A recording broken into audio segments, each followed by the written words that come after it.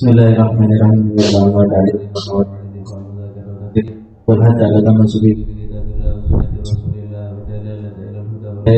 ibtigha qurbihi wa thawabihi min Allah subhanahu wa ta'ala. Qala al-musannif rahimahullahu ta'ala wa nafa'ana bihi wa bi asrarihi daraini. Amin. Nawina kama nawasal sore wa dini sore sallallahu alaihi wasallam. Al-Fatiha. A'udzu billahi minasyaitonir rajim.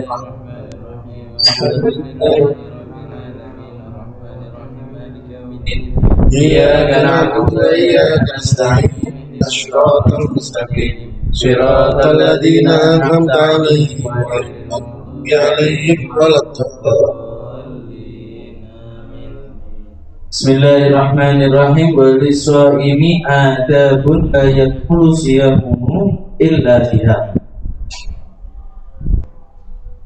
Ini menerangkan tentang adab orang yang berpuasa. Bagi orang yang berpuasa itu ada adabnya, yang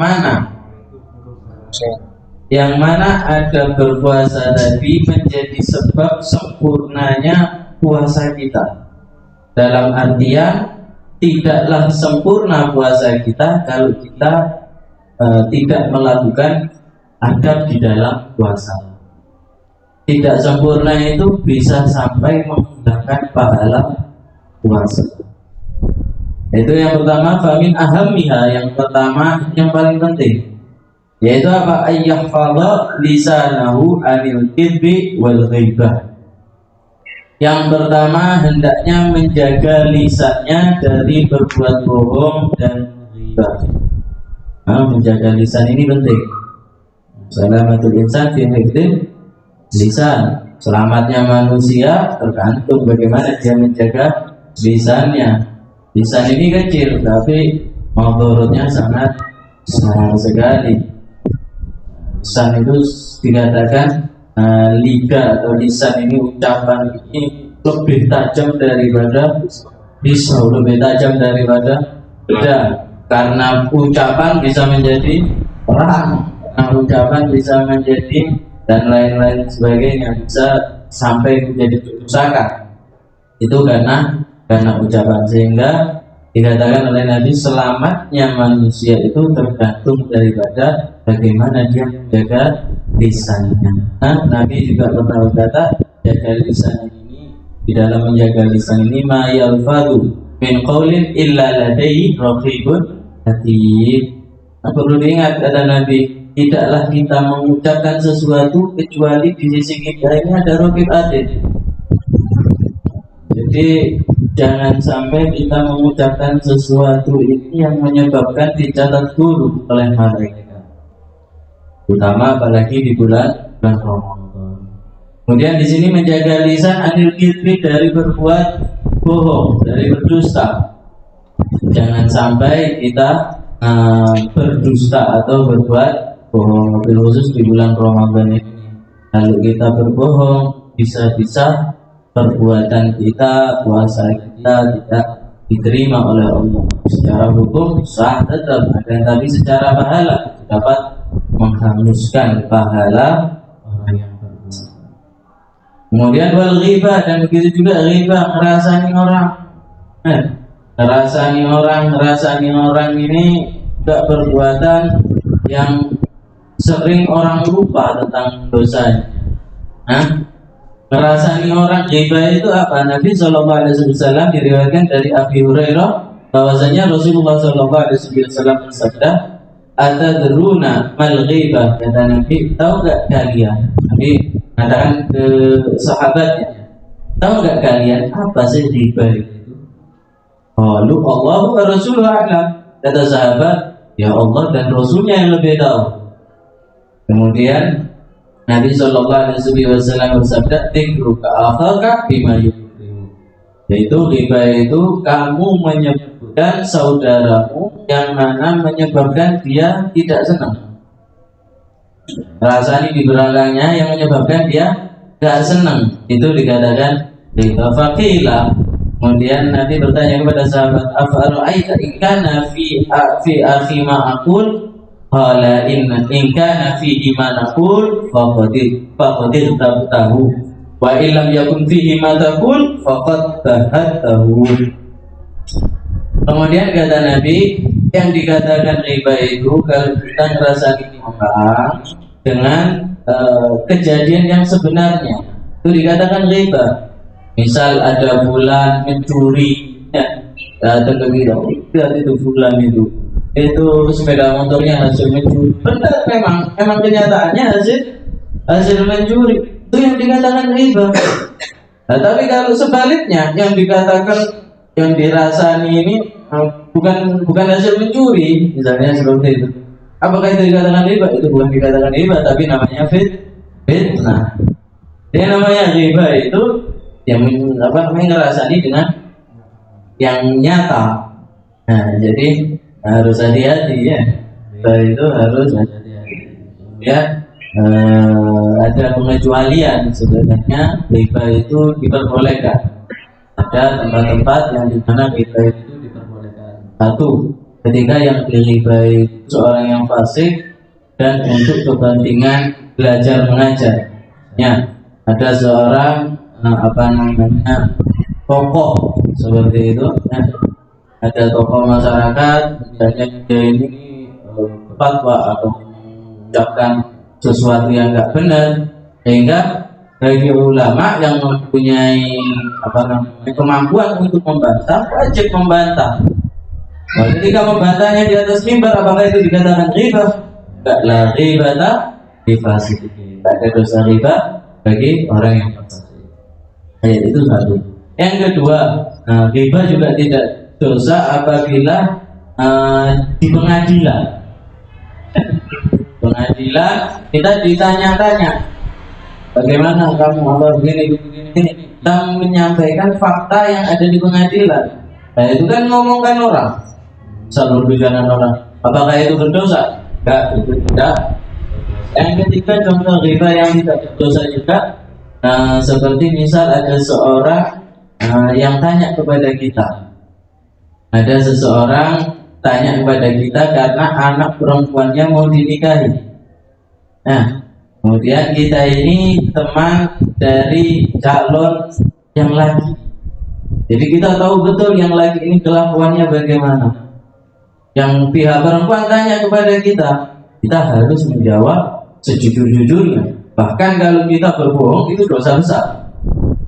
Misal, jangan diterima. Kenapa? Itu dia pecandu narkoba.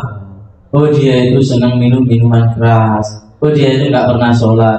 Itu nggak apa-apa. Kita riba seperti itu nggak dosa.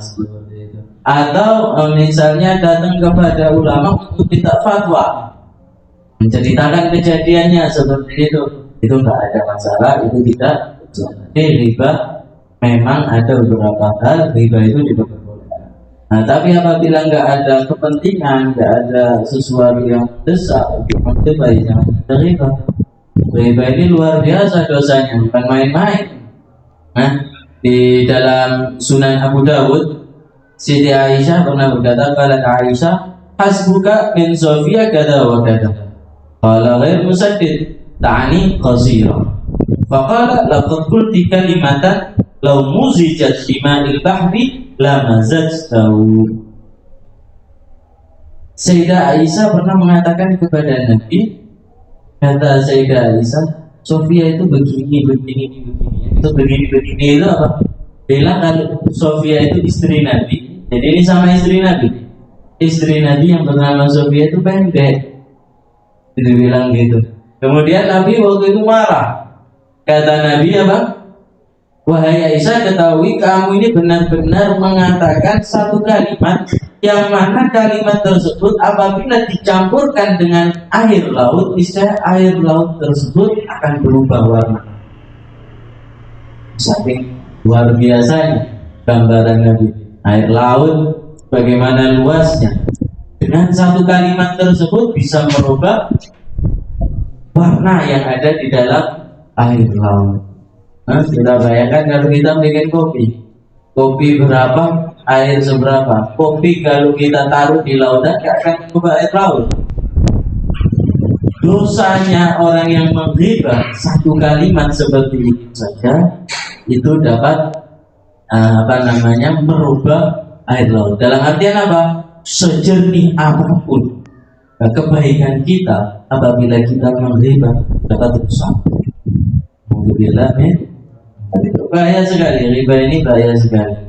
Bahkan Sayyidina Abu Bakar As-Siddiq radhiyallahu anhu, beliau ini kemana-mana selalu memasukkan batu ke mulutnya, ditaruh di mulutnya untuk apa? Supaya nggak ngomong kalau nggak penting. Jadi Sayyidina Abu Bakar As-Siddiq saking menjaganya lisan sampai sebegitunya.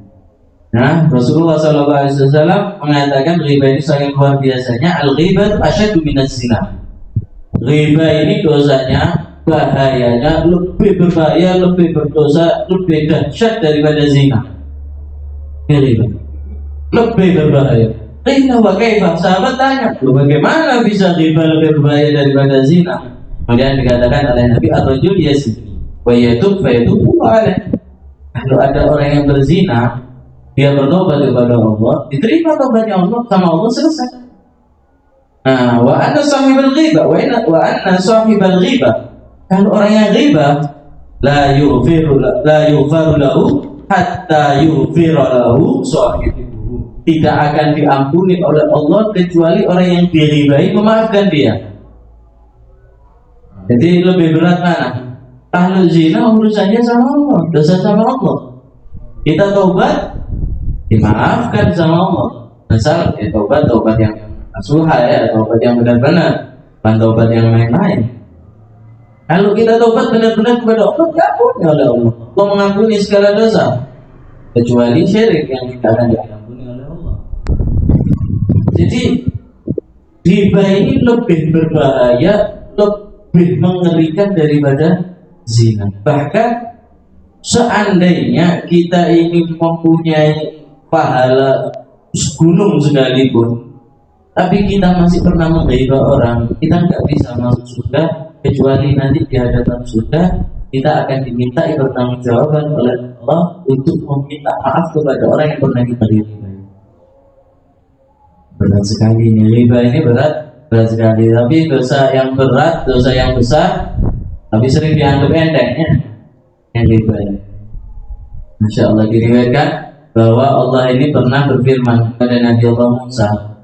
Allah mengatakan kepada Nabi Musa, siapa saja orang yang meninggal yang mana dia itu dalam keadaan taubat daripada riba, maka dia adalah orang yang terakhir masuk ke dalam surga.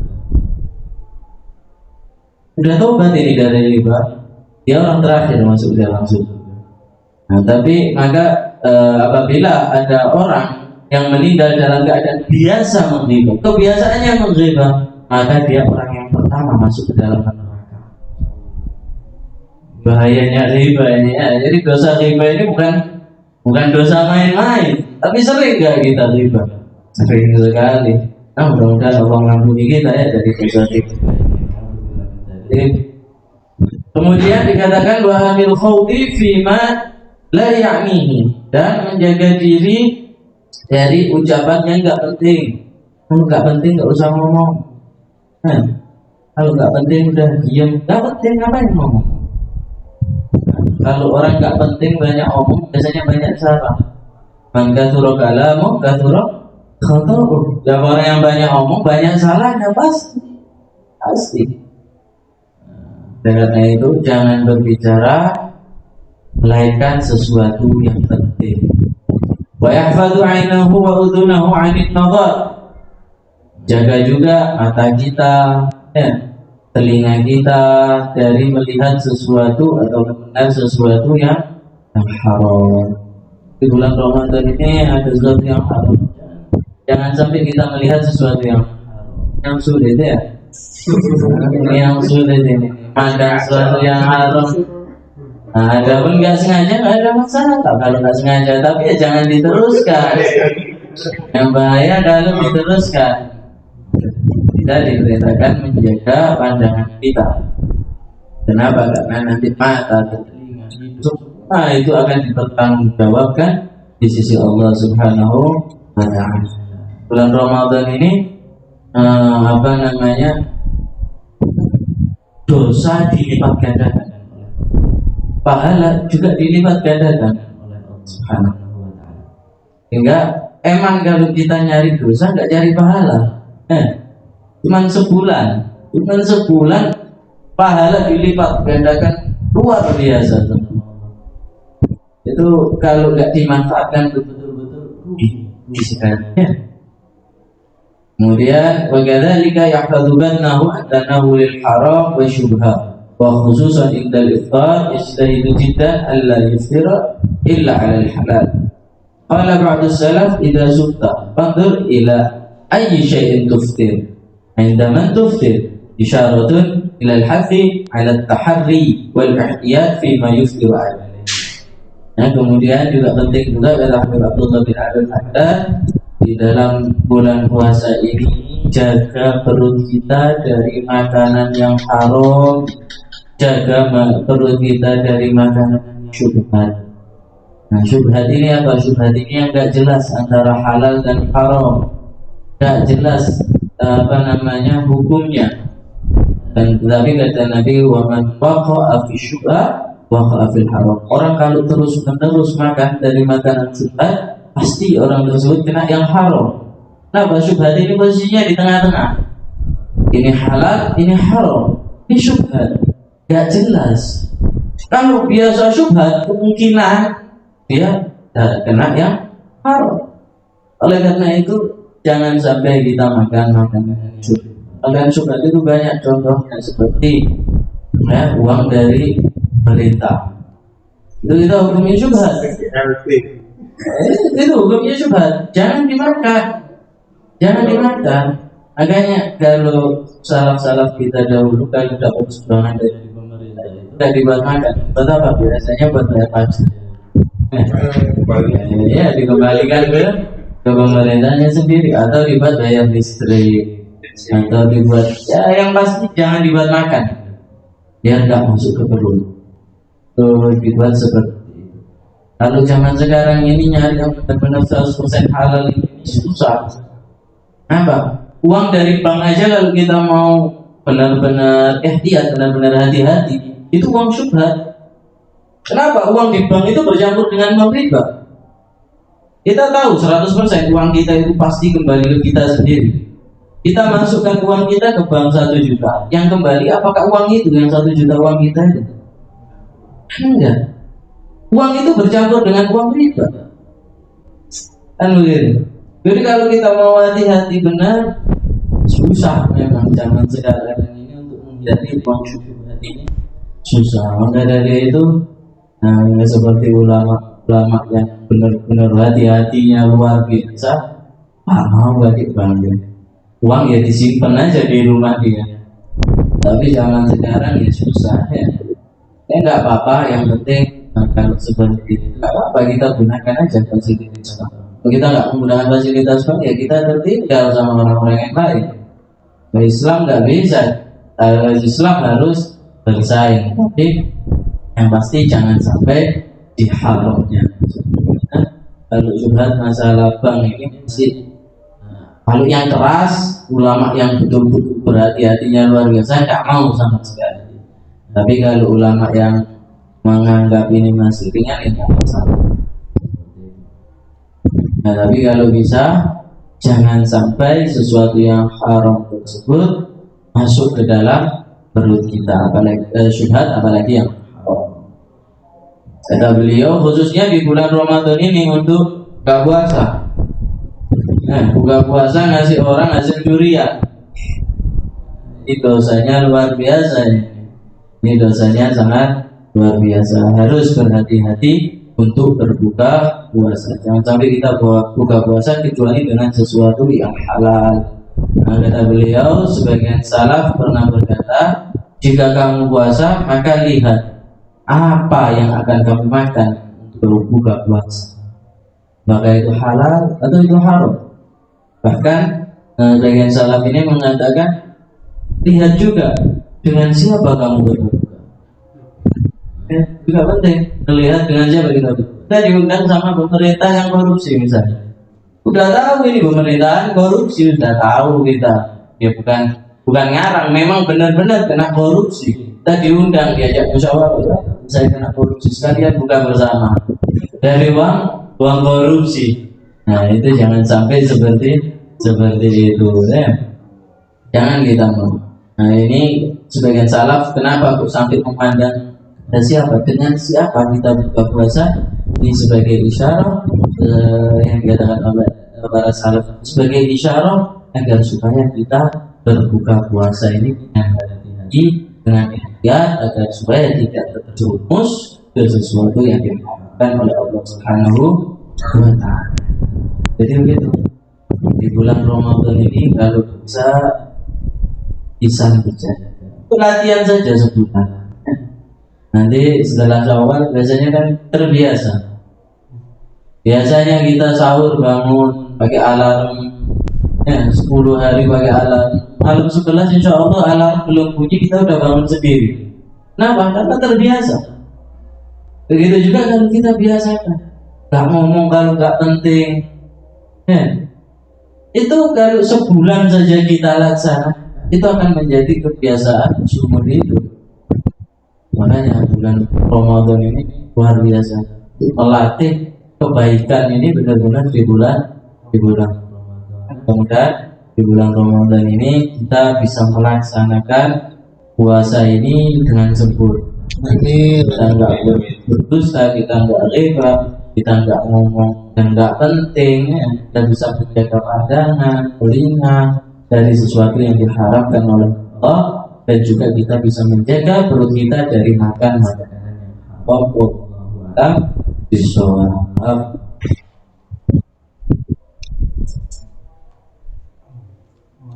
Oke.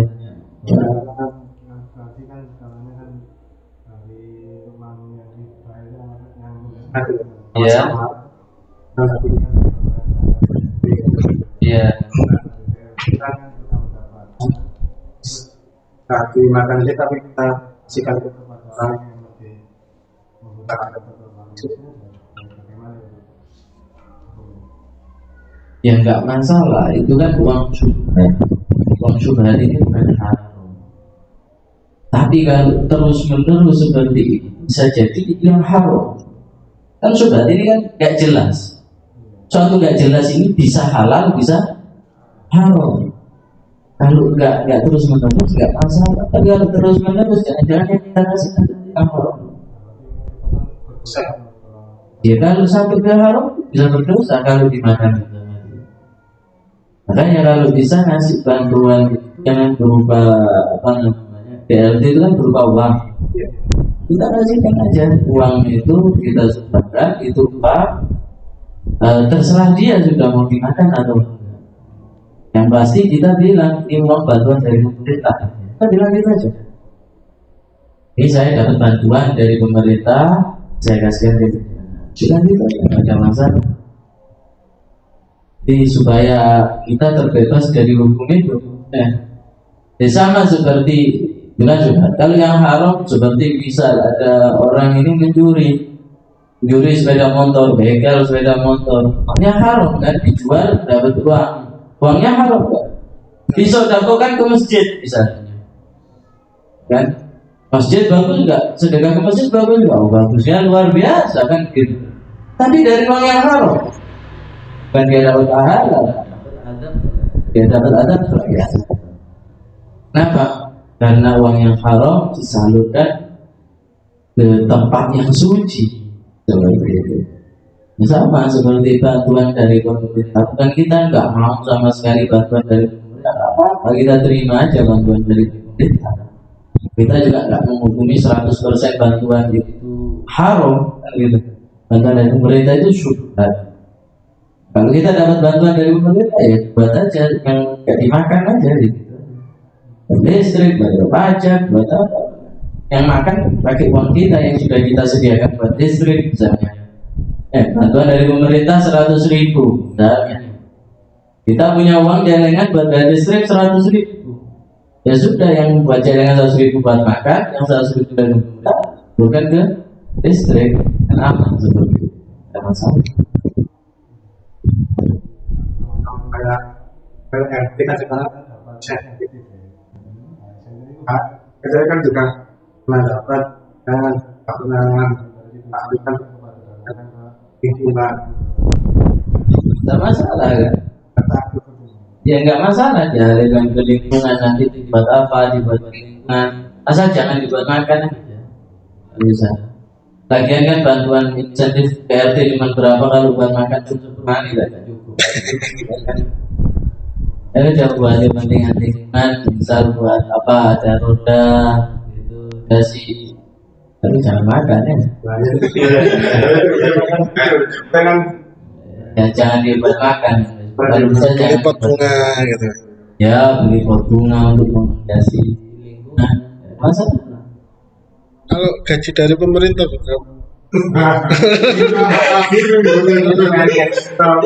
Kakak saya ini kan digaji oleh pemerintah. Iya, sebenarnya juga sama. Gaji pemerintah ini juga subhat. Soalnya gini, satu uang pemerintah itu kan bukan 100% uang rakyat. Kan gitu. Kalau 100% uang rakyat yang dikelola oleh pemerintah dikembalikan ke rakyat, tidak ada masalah. Tapi kan uang dari pemerintah ini juga banyak tak pinjam. Pinjam kemana? 8 triliun gitu. Yang mana pinjaman itu mengandung bunga. Yang pasti ada riba. Uang dari riba itu yang diberikan. Kalau kita tahu bahwa itu uang riba yang diberikan kepada kita, itu haram kita untuk menerima. Lalu tahu. Tapi kalau nggak tahu, namanya syubhat. Kalau nggak tahu, namanya syubhat. Nah, kalau kayak pemerintah ini kenapa uangnya dikatakan syubhat? Karena yaitu ada pinjaman yang ribawi, pinjaman yang mengandung riba, ada juga uang yang dari rakyat. Rakyat bayar pajak, rakyat bayar apa lagi, rakyat nyumbang ke pemerintah, ini dan lain sebagainya. Dan ini campur aduk uang di pemerintah, sehingga dihukumi syubhat. Apa ada yang halal, ada yang haram. Ini seperti itu. Jadi gaji yang dari pemerintah bagaimana ya, syubhat?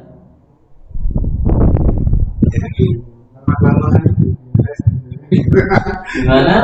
Kan setiap hari kan setiap bulan kan ada pelan-pelan dilakukan terus sekali. Kan kalau kita udah kerja sendiri kita menggantikan dari kan setiap hari kan udah gajian dari pemerintah kan. Saya kan ada kan kalau lama-lama katanya kan lama-lama dimakan kan.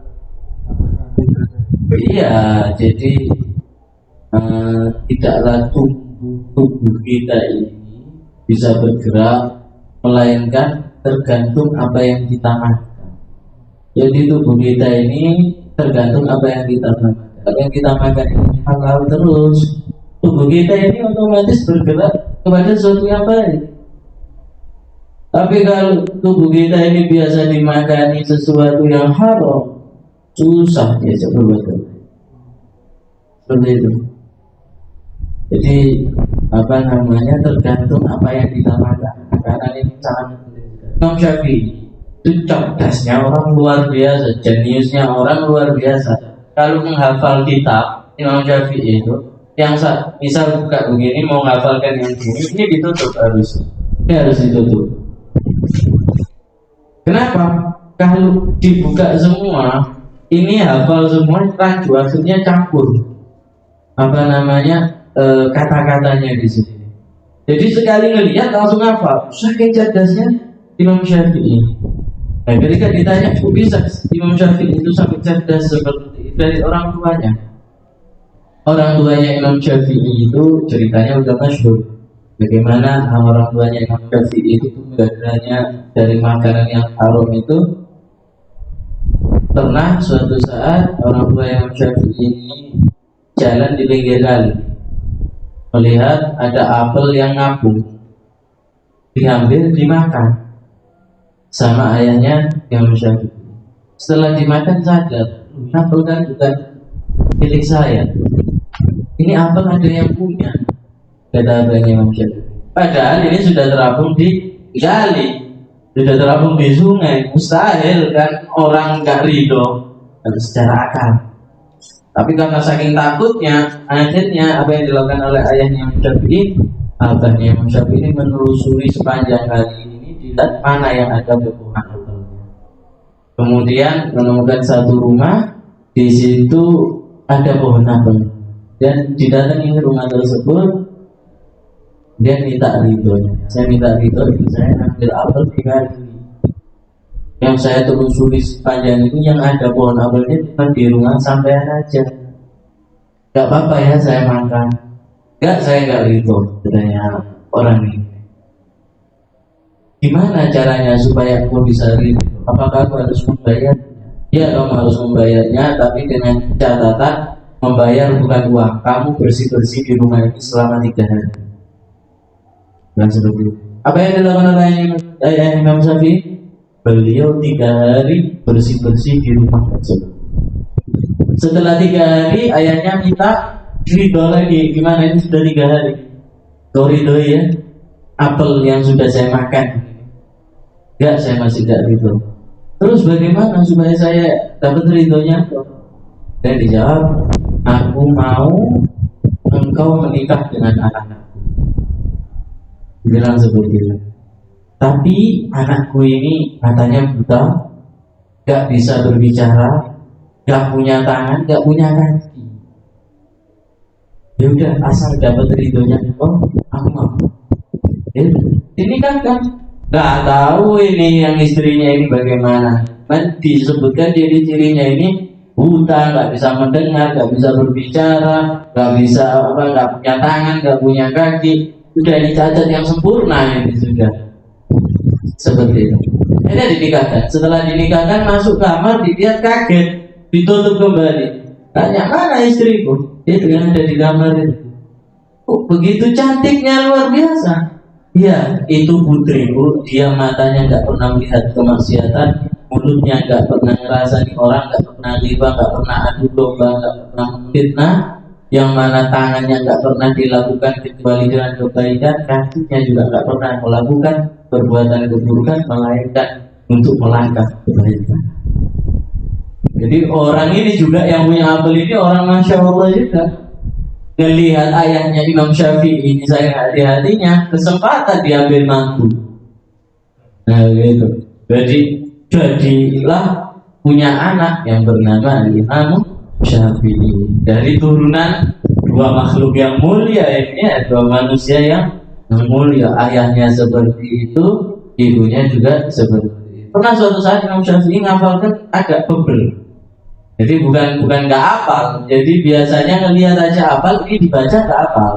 Jadi harus sampai 2 kali 3 kali baru hafal. Kalau kita 2 kali 3 kali hafal itu dari katakan cerdas juga, kan gitu. Ini 2 kali 3 kali sampai semua Imam Syafi'i. Kenapa jadi sampai seperti ini? Ada ingat sampailah ingat cerita ayahnya tersebut. Jadi sebab ayahnya pernah makan apel tanpa izin tadi yang membuat dia nggak hafal seperti itu. Padahal sudah dapat itu. Bagaimana kita ini? Jadi jangan heran kalau kita ngapalkan nggak hafal-hafal itu, jangan heran. Kebanyakan sesuatu yang gak halal di mulut kita. Alhamdulillah. Dan selamatkan kita semuanya. Allahumma. Jadi gitu. Kalau bisa ya dijaga. Kalau misalnya gajinya PNS dari pemerintah, ya kalau bisa kerja aja. Yang lain, yang PNS itu ya buat cicilan rumah, buat cicilan apa, buat apa kan? Bisa. Kalau bisa ya. Kalau nggak bisa ya udah terpaksa syubhat nanti. Mudah kita semua selamat. Ada lagi? Kan tadi kita itu sekarang kan zaman pajak kita itu termasuk Sama. Riba baik di lisan, baik di medsos. Kan medsos ini kan sebuah terjemahan dari bahasa lisan, kan begitu. Kan begitu. Itu kan terjemahan bahasa lisan. Medsos juga sama. sama aja. Jadi riba ini masya Allah memang dosa besar yang sering orang anggap remeh. Kayaknya mumpung Ramadan ini kita manfaatkan, belajar lah. Kalau ada orang riba tinggalkan. Kalau bisa kita stop jadi itu. Ini Ramadan riba.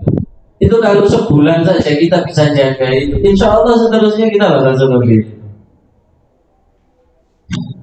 Tapi ya memang susah memang meninggalkan seperti itu memang susah. Tapi ya kalau nggak mau susah ya nggak bisa lulus. Kita akan kita bisa lulus ya kalau kita nggak melalui jalur yang susah. Ya pastilah orang ujian itu ya pasti susah. Tapi ya setelah ujian kan ada kelulusan, pasti ya kan. Nah, kalau orang ujian nggak mau susah ya nggak naik ya. Ya nggak lulus. Kenapa nggak mau susah jawab salah misalnya seperti itu. Akhirnya nggak naik nggak lulus. Oke, ada lagi kan? Di suatu instansinya ada seorang yang itu yayasan Guntur. Terus kita udah ikut ngomongin tapi mendengarkan, nggak ikut mendengarkan nih kan kayaknya sendiri sama teman-teman. Apa dihubungi dosa? Sama. Iya, itu kan termasuk mendengarkan riba. Mendengarkan riba sama yang riba itu sama. Yang ngomongin itu orang yang boleh. Iya, sekarang gini loh. Jadi kan yang kalau kita berbicara orang yang boleh untuk pendidikan tidak ada masalah. Kalau untuk pendidikan tidak ada masalah. Lah kalau rasa-rasa masalah pimpinan yang boleh itu untuk apa coba? Mau sama-sama tahu. Gitu. Kalau untuk pendidikan seperti misalnya belajar ngaji itu nggak ada masalah. Nggak ada masalah. Seperti misal kita ceritakan Fir'aun, apa kita mau ghibah Fir'aun? Ya tidak, kan begitu. Ya kan kita ngajar kan. Fir'aun ini loh, lihat kejamnya seperti ini, itu dolim seperti ini, ataupun orang yang lain yang dolim. Tak ada, tidak ada masalah. Dan kalau berundel terus podo ngerti nih kabeh, podo tidak senengin sama pimpinannya, ya itu namanya bukan pelajaran. Apa yang mau diambil pelajaran yang sama-sama kita tahu? Itu riba.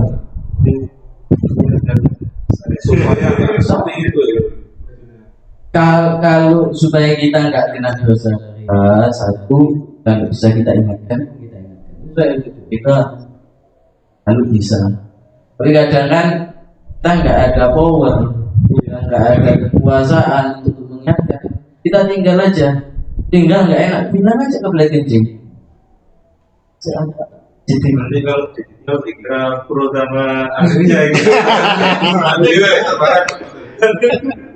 Ya terus kan tahu juga, kan kita yang aja kalau ya, kenapa saya tidak pengen kan bilang gitu, terus orang dia mau nilai apa dan salah. Saya tidak mau, kecuali ya itu ada tujuan, nggak ada masalah. Nah, sekarang kalau memang dia mengatakan ini pro ini, kalau memang sampai mengatakan saya pro, ayo bareng. Saya bisa bahas kan seperti itu. Ini apa sampai ini kok kita bahas, saya nggak mau karena nggak mau kita. Apa manfaatnya kita ngerasain ini? Kita ngomong aja sama pimpinan kalau nggak salah. Begitu aja. Tapi memang kenapa ya? Gimana ya? Memang riba ini dosa besar yang dianggap enteng itu apa? Menjadi sebabnya itu. Jadi dosa besar yang dianggap apa kayak biasa gitu loh. Jadi akhirnya kalau nggak riba ini kok aneh kan gitu. Itu yang dikatakan oleh Nabi, saya di zaman akan datang nanti suatu zaman orang yang benar-benar memegang Islam ini seperti ghuraba, orang asing. Kan seperti itu. Ya itu zaman sekarang. Orang kalau ada kumpul riba kita mikir, baju paling boleh sing diribai. Kan kayak aneh, dianggap aneh. Ya memang akhir zaman seperti itu. Tapi kata Nabi, jadilah orang yang asing. Jadi ghuraba, jadi orang asing. Walaupun susah, ya apa susah di dunia. Kita senang nanti akhirat. Itu masih dikenal sama anak saya yang salah satu cerita adalah si D. Si anak ini diajak si D sama si D ini nggak tahu si ini pernah sama si D agak pernah sama si D. Saya ngomong kalau sama si D kondisinya bagaimana. Si D ini sama seperti itu tapi nggak jadi sama kasih dikit kalau itu titik lah saya kasih B kami kasih dan kalau itu dengan kita sholat itu saya juga ngomongkan seperti itu itu termasuk Ya enggak, itu kan maksudnya mendidik gitu. Mengingatkan, mendidik, nasihati, tidak masalah. kan memang baru Gak apa-apa, ya memang harus dijelaskan kan. Kalau sekarang menasehati, mengingatkan, mendidik, kalau kita nggak ngomong apa adanya, masa paham? Kan itu. Kalau bisa dengan cara jauh yang nggak perlu menyebut namanya, bisa orang paham ya nggak usah nyebut. Tapi kalau nggak paham ya disebut saja. Atau untuk kejelasan seperti di pengadilan nggak bisa menambah. Yang namanya pengadilan harus jelas semua, kan begitu. Di Islam pun juga begitu, nggak apa-apa kita sebut. Untuk mengajar juga nggak apa-apa, nggak apa-apa. Makanya itu kalau ada orang yang mengatakan lama bulan di mimbar menghibah, lama bulan di mimbar menghibah, ya kalau memang tidak disebutkan untuk mendidik, akhirnya orang nggak tahu, itu nggak apa-apa. Asal yang ghibah ini mafasik, orang yang melakukan maksiat, bukan orang yang benar di ghibah. Orang yang nggak ada salahnya di ghibah itu baru itu ibadah. Ada masalah kalau sama murid kamu ngomong apa aja. Sama seperti saya misal punya anak perempuan, anak perempuan saya mau diminta sama laki-laki, kan saya cari tahu ini bagaimana anak laki-laki ini. Kan saya harus cari tahu. Saya tanya ke Pak Arif misalnya, Pak Arif gimana anak laki-laki ini Pak Arif? Saya tanya ke Pak Arif, kenapa saya tahu Pak Arif ini dekat sama anak laki-laki? Nah, Pak Arif ini haram hukumnya berdosa, haram hukumnya menutup-nutupi, harus berbicara yang sebenarnya. Fulan itu pemilu, Fulan itu pecandu narkoba, sering zina, sering begini, begitu. Ini kan riba. Tapi riba yang diber masalah seperti itu. Bahkan hukumnya wajib. Kalau dalam dagang itu sama betul. Misalkan ada orang mau beli barang dari si A dan karena dia tahu kita pernah transaksi sama si A, tanya, ya apa mulai transaksi kalau si A itu ya apa ya, itu harus wajib ceritakan. Itu namanya tajasus kan. Tajasus itu apa? Mencari-cari kesalahannya orang nanti. Kan gitu. Atau bisa juga kalau memang mencari-cari, kalau niatnya tergantung niatnya orang yang tanya ya. Misal sampai pernah transaksi sama Pak Arif. Saya ingin tahu Pak Arif ini. Saya ingin tahu Pak Arif ini tujuannya saya itu untuk apa? Untuk mencari kesalahannya Pak Arif atau untuk berhati-hati. Gitu. Kalau untuk mencari-cari kesalahannya Pak Arif, haram dulunya saya. Nah, tapi kalau untuk berhati-hati, ya ada masalah. Ya apa? Kan waktu itu jual beli sama Pak Arif. Oh iya aku untung. Kalau ya, yang ditanya itu, kan kita nggak tahu niatnya. Kan tahu kan dia tanyanya itu tentang apa dulu. Oh, iya. Nah, kalau tanyanya tentang orangnya, sedangkan tujuannya dia untuk jual beli, berarti kan mencari-cari. Tapi kalau tujuannya ya apa? Untung dah barang yang dari Pak Arif itu. Bagus lah barangnya. Bagus dah barangnya, ada masalah kan? Ada masalah. Yang jadi masalah itu nanti tanya apa namanya pribadinya Pak Arif ini. Oh, Itu tak boleh, itu nyari-nyari kesalahannya orang namanya. Dia apa sih Pak Arif? apa namanya pas jual beli itu buat orang.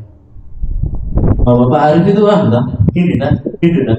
Nah, ini namanya tajassus, mencari-cari kesalahan. Kan dikatakan wala tajassu, haram hukumnya tajassus.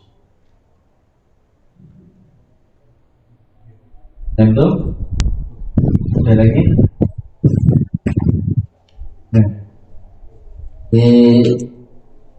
Nah, apa namanya? Hati-hatinya terus di bulan Ramadan dan nomor selamat Jadi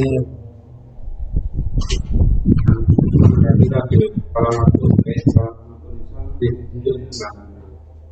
itu misalnya ada seorang tokoh caranya ngawur gitu loh di sosmed terus kita udah di grup keluarga terus itu punya gimana? Nah itu tergantung tujuannya kan.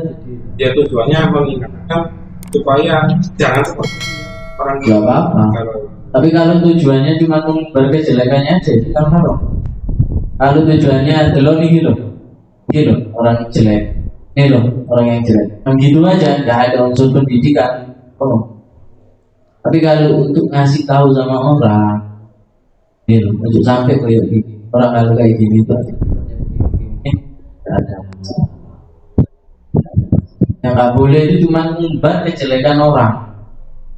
Kejelekan orang untuk diumbar tanpa ada tujuan, tanpa ada tujuan pendidikan, tanpa ada tujuan mengingatkan, tanpa ada tujuan yang baik, itu yang haram.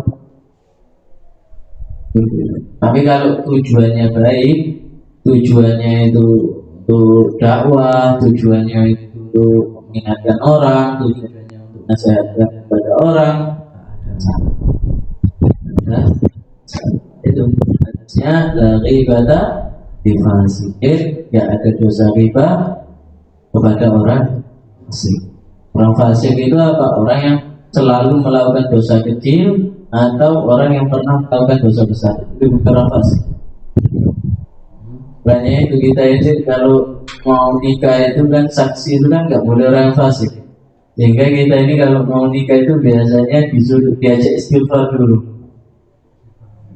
Nah, karena istighfar itu bisa menggunakan kefasikan. Karena saksi itu nggak boleh fasik. Nah, tapi kalau kita pribadi aja sehari-hari kita nggak luput dari dosa, ya. Nah, kita keluar rumah aja melihat aurat. Enggak, itu kan sudah dosa. Ya kalau kita bisa melihat terus kita berpaling begitu nggak ada masalah, nggak dosa. Nah kalau dinikmati ya itu yang dosa kan sebetulnya. Wallahu a'lam. Kelas sudah. Saya. Oh besok kelas lagi tentang ini masih banyak. Dan kemarin videonya sudah, tahu kemudian sudah tahu. Sekarang kita baca mata tasawufnya supaya benar-benar puasa kita ini sempurna. Biar puasa sempurna ini kan enak. Apa? Kalau puasa sempurna ini tidak ada yang bisa membalas kecuali Allah. Tidak ada. Malaikat pun tidak tahu pahalanya orang yang puasa Ramadan ini pahalanya berapa, malaikat tidak tahu. Allah sendiri yang mengganjar orang yang puasa. Saking besarnya pahala di bulan Ramadan. Wallahu a'lam bishawab. Bismillahirrahmanirrahim. Allahumma sholli wa sallim ala sayyidina Muhammadin miftahi babi rahmatillah adada ma fi ilmillah salatan wa salaman daimain dawami mulkillah wa ala alihi wa sahbihi wa sallam. Allahumma ij'al fi ta'atika farahti wa sururi wa fi mardatika jami'a umuri. Allahumma ya alim bihalati wa muttali' ala sarairi wa niyati اقضي جميع حاجاتي واغفر ذنوبي وسيئاتي فتجاوز عن خطيئتي وزلاتي وتقبل جميع حسناتي وسامحني فيما مضى وما يأتي واكتبني في ديوان ساداتي واسلك بي سبيل نجاتي في حياتي ومماتي اللهم إني طامع في عطاك راغب في رضاك مستسلم لقضاك فاكتبني من أولياك واسلك بي سبيل هداك والحقني بأصفياك وصلى الله على سيدنا محمد وعلى آله وصحبه وسلم والحمد لله رب العالمين. سر الفاتحة. الحمد لله رب العالمين. إياك نعبد وإياك نستعين صراط المستقيم صراط الذين أنعمت عليهم